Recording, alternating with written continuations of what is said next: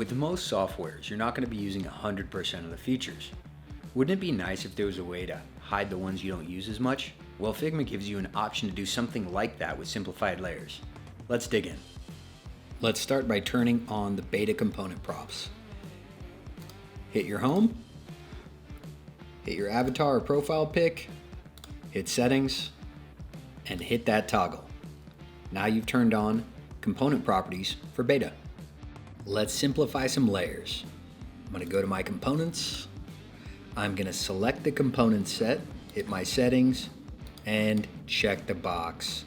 I'll do it one more time for a more complex example. I'll grab the list, settings, checkbox, good to go. Let's go see what it does. So simplify layers. It's going to take away things like your fill, your stroke, your auto layout. To get them back, if you want to, you can hit show properties.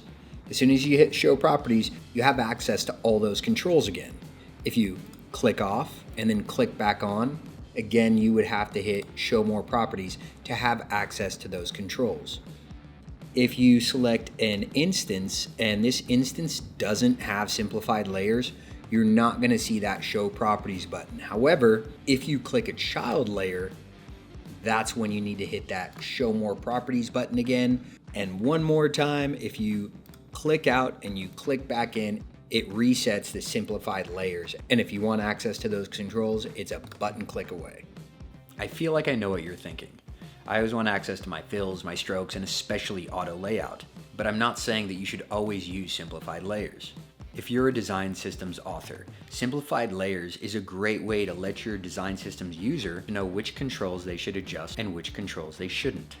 And if you can think of any more use cases, I'd love to hear about them in the comments. I hope this helped. Please like, share, subscribe. Bye, friends.